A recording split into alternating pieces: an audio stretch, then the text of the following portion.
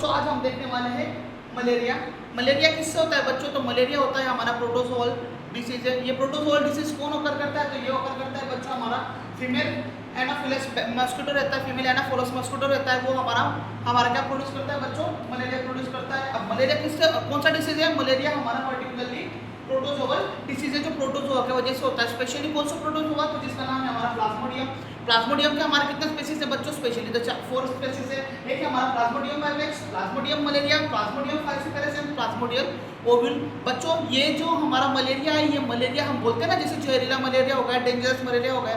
जब severe malaria होता है, सीवियर मलेरिया होता है जिसको हम बोलते हैं मैलिग्नेंट मलेरिया, जो पूरे बॉडी में पर्टिकुलरली हमारा मलेरियल के स्पोरोसाइट्स का स्प्रेड हो जाते हैं, वो होते हैं हमारे प्लाज्मोडियम फाल्सिपारम के लिए। ओके, जो प्लाज्मोडियम फाल्सिपारम है वो रिस्पॉन्सिबल रहता है सीवियर मलेरिया के लिए। जब सीवियर मलेरिया होता है तो उसमें साइन एंड सिम्टम क्या दिखते हैं हमारे? पर्टिकुलरली फीवर दिखता है। फीवर जो भी आता है वो हमारा लैप्सिंग होके आता है, कंटिन्यूसली फीवर नहीं रहता है। एक दिन फीवर आया पर्टिकुलरली, 3 दिन के बाद फीवर आता है। ये फीवर कैसे आता है?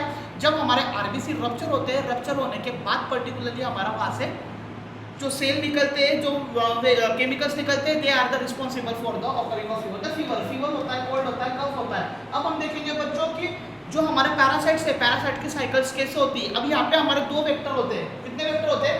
2 वेक्टर होते हैं। वेक्टर यानी क्या? व्हीकल, मतलब दोनों जगह साइकिल चलती है। एक चलती है मॉस्किटो के अंदर, फीमेल एनाफिलस मॉस्किटो के अंदर चलती है, और एक चलती है हमारे पर्टिकुलरली ह्यूमन बीइंग के अंदर। तो इसके होस्ट कौन हो गए भाई? इसके होस्ट हो गए हमारे दो होस्टिंग होते हैं। अब हम पैरासाइट की साइकिल देखेंगे कि सबसे पहले मॉस्किटो क्या करता है? पर्टिकुलरली मॉस्किटो आके हमें बाइट करता है। मॉस्किटो जैसे ही आके बाइट करना, मॉस्किटो क्या करेगा? जो स्पोरोसाइट है, स्पोरोसाइट हमारे बाइट के थ्रू बॉडी में डाल देगा।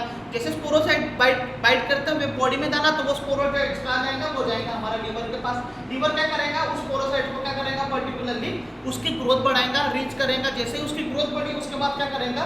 ये जो पैरासाइट है ये रिप्रोड्यूस होगा भाई asexually liver. The liver cell ये हमारा रिप्रोड्यूस होगा, मल्टीप्लिकेशन होते जाएगा हमारा पर्टिकुलरली लीवर सेल के अंदर। और लीवर सेल के अंदर जैसे ही होगा तो ये आरबीसी क्या होगा? वहाँ से पर्टिकुलरली बर्स्ट हो जाएगा।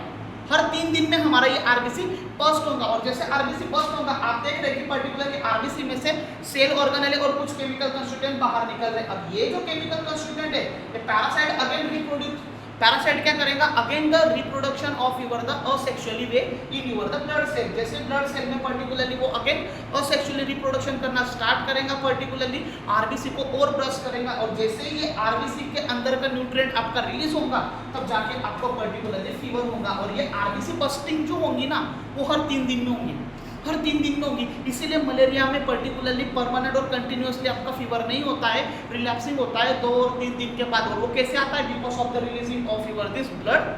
और जो आपका आरबीसी वो रप्चर होगा, रप्चर होने के बाद पर्टिकुलरली आपका फॉर्म होगा। और ये जैसे रप्चर होगा पर्टिकुलरली, अब सेक्सुअली स्टेट में क्या होगा? पर्टिकुलरली 2 गैमेट फॉर्मेशन हो जाएंगे। कौन से गैमेट फॉर्मेशन हो जाएंगे?